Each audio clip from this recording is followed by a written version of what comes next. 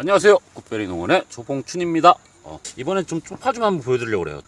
제가 이제 대파하고 쪽파를 이렇게 재배를 해보니까 비료탐을 상당히 많이 해요. 거름탐을 많이 먹는 애들이에요. 생각보다 그 대파 같은 경우는 특히 엄청 많이 먹고, 정말 이 쪽파도 만만치 않게 먹더라고요. 뭐 심으면 난다 그렇지 않습니다. 좀 많이 먹어요. 그래서 지금 우선은 이제 비료를 이렇게 준비를 했는데 제가 조금밖에 준비를 못했어요. 자, 보통 이제 줄 맞춰서 이렇게 이제 재배를 하시면은 대체로 좀 뿌리에 안 닿게 이렇게 뿌려주시면 돼요. 한 주먹씩. 이렇게 뿌려주시면 됩니다. 이렇게 쭉 뿌리는데, 여기서 이제 주의할 게 있습니다. 주의할 게, 얘네들이 좀 뿌리가 약한 편이에요. 그래서 비료가 직접적으로 닿았을 때, 이 비료가 이 뿌리 쪽으로 직접적으로 닿았을 때 녹습니다. 얘네가 녹아버려요. 잘못하면은.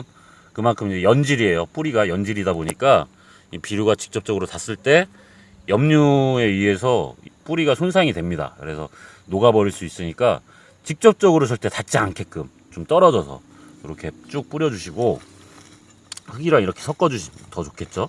이렇게 섞어주시고, 풀도 매야 되니까 어차피 풀도 매고 할 겸 이렇게 이제 섞어주시면 돼요. 섞어주시는데, 얘네들을 이제 이렇게 섞어주시고, 이제 중요한 게 있습니다. 중요한 거 또 하나. 어떤 게 중요할까요? 바로 북주기입니다. 북주기. 파에 흰 부분 있죠? 흰 부분 같은 경우는 흙에 덮여야지만 흰 부분이 생겨요. 얘네들이 그냥은 안 생깁니다. 흰 부분이. 흙에 덮였을 때 이렇게 해주는 거고, 그래서 이렇게 흙을 최대한 덮어주시면은 흰대가 많아지겠죠. 흰대 부분이 파의 향도 많이 있고요. 파의 향도 많고 무게도 무거워요. 흰 부분은. 파란 부분 같은 경우는 무게가 거의 없습니다. 만약에 내가 이거를 키워 재배를 해서 팔아야겠다 했을 때 이 흰 부분이 많을수록 그래도 이득이겠죠. 왜? 무게가 많이 나가니까. 10포기 뽑을 거 5포기만 뽑으면은 똑같은 양이라고 한다면은 흰 부분이 많은 게 훨씬 이득인 겁니다. 그래서 이렇게 이제 북주기를 해주는 거예요. 대파도 마찬가지예요. 대파도 이렇게 흙에 묻어줬을 때 흰 대가 크게 나와요. 많이 생겨. 좀 많이 하시는 분은 그래서 그 관리기로도 북주기를 하시는 분들도 있어요. 근데 그게 훨씬 더 효과적인 것 같아요. 제가 보기에도. 이제 저도 지금 이제 대파를 또 구정에 출하할 이제 대파를 심긴 해야 되는데, 좀 딸기 심을 준비 때문에 지금 못 심고 이러고 있는데, 이렇게 쭉 많이 안 심을 때는 그냥 손으로 이렇게 해주시는 거예요. 수량이 적다 이렇게 할 때는 이렇게 해주시고, 만약에 좀 대량으로 한다 그러면은 줄 간격 75cm 이상 심어가지고 관리기로 북주기를 해주시면 훨씬 더 좀 쉽게 할 수 있습니다. 보였죠? 이렇게 하시는 거예요. 언제쯤 주기하고 이렇게 비료를 줘야 돼? 라고 궁금하시다면은 뭐냐, 얘네 줄기가 한 10cm 정도 됐을 때, 그러니까 보통 요거는 한 뼘이 한 20cm라고 한다면은, 한 뼘이 20cm라고 한다면 한 손바닥에 한 절반 정도 됐을 때, 절반 정도 됐을 때, 이렇게, 아니면은 뭐 한 호미 손잡이 기장 정도 됐을 때요, 요만큼이 한 10cm 정도 될 겁니다. 요 정도 됐을 때 비료를 주고 북주기를 시작을 해주시면은 굵고 향도 좋은 쪽파를 이제 키우실 수 있을 거예요. 아셨죠? 요만큼 아니야. 요만큼, 요 손잡이만큼만. 뭐 또 손잡이가 여러 가지 있어가지고 어떤 놈은 겁나게 긴 거, 그런 거 대보고서 하지 마시고 얼추 맞는 거 하세요. 10cm 정도.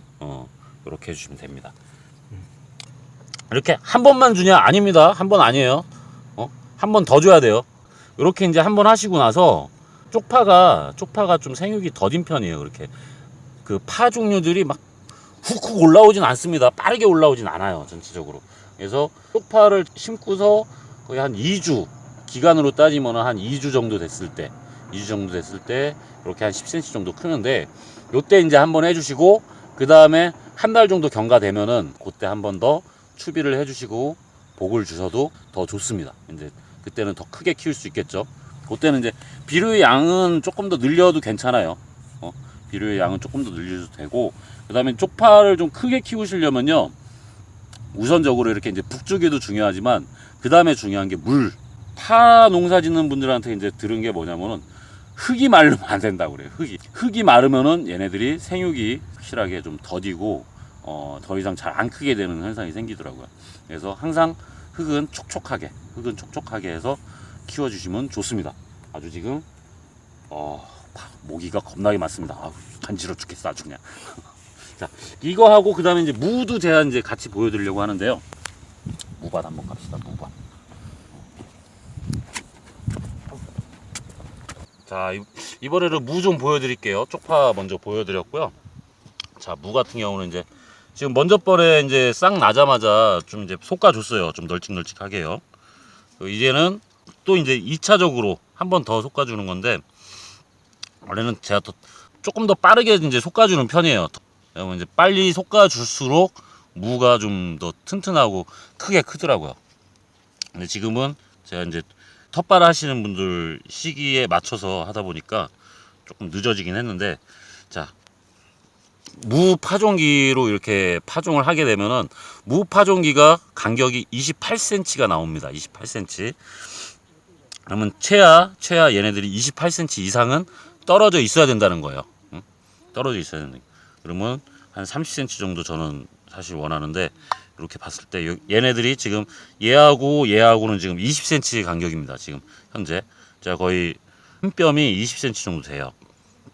그러면 얘하고는 사실 가까운 겁니다. 무치고는 무한테는 좀 가까운 편이에요. 그래서 좀 작은 놈부터 뽑아서 없애주고 얘를 남겨놔야지. 얘를 그러니까 못해도 25cm 이상은 25cm 정도는 떨궈서 이렇게 해주시면 되고, 또 이제 만약에 중간에 섞어서 그냥 겉절이 해주실 분들이면 좀 놔두셔도 돼요. 뭐 조금 작아도 집에서 먹는 거라면은 상관이 없고요.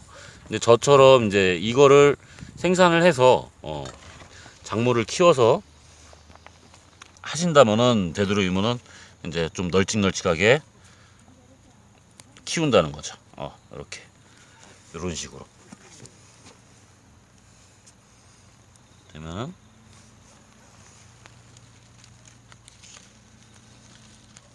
좀 널찍하게 하죠. 그러니까 처음에 한번 뽑아보고 그 간격을 맞춰갖고 전체적으로 솎아주시면 돼요. 이런 식으로 이제 마지막으로 이제 솎아주는 겁니다. 이런 식으로. 지금도 이제 무향은 좋아요. 이렇게. 요거보다 좀 작았을 때 진짜 뽑아가지고 이렇게 잘 묻혀서 무순하고 횟거리 사다가 이렇게 해먹으면 맛있습니다. 지금 하셨나? 조금 늦게 뿌리신 분들은 지금 솎아서 이렇게 해드셔도 괜찮아요. 맛있습니다 그거. 네. 이렇게 이제 솎아 주시고 나서 추비를 주시는데, 추비는 얘네도 거의 한 포기당 30g 정도는 들어가야 돼요. 알이 생기기 전에 어느 정도 이파리가 확보가 돼야 됩니다. 잎 크기가 확보가 돼야 되는데, 이 크기가 확보가 되려면은 우선적으로 수분과 비분이 어느 정도 충분히 돼야지만 얘네들 이파리가 크겠죠. 그러니까 그런 거 감안을 해서 한번 이제 추비를 같이 넣어주는 겁니다. 비료를. 지금 여기도 이제 NK 비료하고 유한하고 같이 넣어줬어요. 이제 원래는 이제 칼슘도 같이 넣어줘야 되는데, 칼슘은 그때 이제 토양 확인해봤을 때 칼슘이 이 토양 자체에 좀 많이 남아 있어서 칼슘은 따로 안 해줬어요. 지금 안 해줬고, 지금은 이제 NK하고 이제 유한만 같이 넣어준 겁니다. 거의 한 두 포기에 한 주먹씩 이제 거의 이렇게 지금 뿌려줬는데, 이렇게 이제 같이 흙하고 섞어주면서 자 이렇게 흙하고 섞어주면서 한 가지 더 합니다. 뭐냐? 모가지에다가 흙을 좀 모아줘요. 이게 가만히 보시면요, 제가 이제 재배를 하다 보니까 재배를 해서 수확을 할 때 이렇게 느낀 게 뭐냐면은 길죠. 여기가 좀 모가지가 힘이 없어요. 얘네들이. 그래서 처음에 이제 제가 어떤 현상이 있었냐면은 두둑을 아주 둥글둥글하게 높이 탔어요. 높이 만들었습니다. 두둑을. 그랬더니 무들이 다 휘었어. 이렇게. 그러니까 무들이 살짝 휘어서 이렇게 크더라고. 그래서 왜 이렇게 휘었지? 왜 휘었지? 고민을 가만히 해보니까 두둑을 아주 둥글게 한 상태에서 모가지에 힘도 없는 애들이 자라면서 밑으로 내려갔다가 이렇게 올라온 현상을 봤습니다. 그래서 제가 그때 처음에 하다 보니까 몰라가지고 북주기 같은 것도 안 하고 그냥 두둑도 높게 타고 둥글게 이렇게 하다 보니까 이제 무가 모양이 안 이뻤어요. 그리고 무가 안 이쁘다 보니까 박스에 넣기가 너무 힘든 거야, 얘네들이. 그리고 식당에서 사드시는 분들 같은 경우는 요즘은 이제 기계가 돼 있습니다. 무를 그냥 딱 집어넣으면 착착착착 썰어가지고 깍두기가 돼서 나와요. 그런 기계가 있습니다. 식당에 이제 깍두기 많이 하는 식당에서. 근데 그 무가 휘니까 기계에 들어가질 않는 거야. 무는 맛있어서 사는데 너무 힘들다. 직접 손으로 자르기가 그런 말씀들을 하시더라고요. 그래서 그럼 아니게 하는 방법이 뭐지라고 하니까 되도록이면 두둑을 평탄하게 해서 무가 이렇게 모가지가 힘이 없을 때 한번 이렇게 모가지를 잡아주는 겁니다. 북주기를 한번 해준다는 거예요. 목이 이제 안 자빠지게끔 그렇게 해주면은 조금 더 무가 반듯하게 클 수 있다는 겁니다. 그리고 지금 아직은 뿌리가 이렇게 길게는 안 나왔어요. 뿌리가 뽑았을 때는 길게는 안 나왔는데 나중 되면 이게 어마어마하게 깁니다. 이렇게 쭉 길게 처음에는 가늘게 달았고 길게만 이렇게 쭉 나와요. 무가 이렇게 자라고 있으니까 꼭 이렇게 이제 북주기 한번 해주시면은 좀 무가 자라는 환경에 도움이 많이 될 거예요. 그리고 요맘때 사실 칼슘하고 붕소하고 조금씩 넣어줘야 돼요. 연면시비로 영양제 조금씩 해주시고 그리고 이제 미량요소 같은 것도 지금 필요할 시기니까 요 시기에 한 번씩 해주시면 좀 도움이 많이 될 겁니다. 병해충도 좀 이겨낼 수 있는 힘도 생기고요. 제가 다음에 한번 그거 뿌리는 것도 한번 보여드릴게요. 미량요소 같은 경우는 가격대가 그렇게 비싸지 않는데 비료로 사려면 비쌉니다. 미량요소는 비료로 사려면 비싸요. 근데 영양제로 사면 사실 그렇게 비싸지는 않은 편이에요. 미량요소들이 몇 가지 품목들이 있는데 그거 나중에 제가 기회 되면은 말씀을 해드릴게요. 좀 애들이 단단해야 될 시기입니다. 올 가을 농사를 짓기가 참 힘들게 너무 농부들을 힘들게 하네요. 얼마 전에도 태풍이 왔고 또 이제 계속 흐리고 그런 현상들이 있는데 이럴 때일수록 관리를 잘 하시면은 좋은 경험도 하실 수 있을 거고 아마 가을에 풍성한 수확 즐기실 수 있을 겁니다. 나중에 배추 수확, 무 수확할 때 소주 하나 가져와서 초고추장에 찍어 먹어야겠어. 저는 그거를 바라면서 지금 하고 있습니다. 다들 건강하시고 행복하시기 바랍니다. 감사합니다.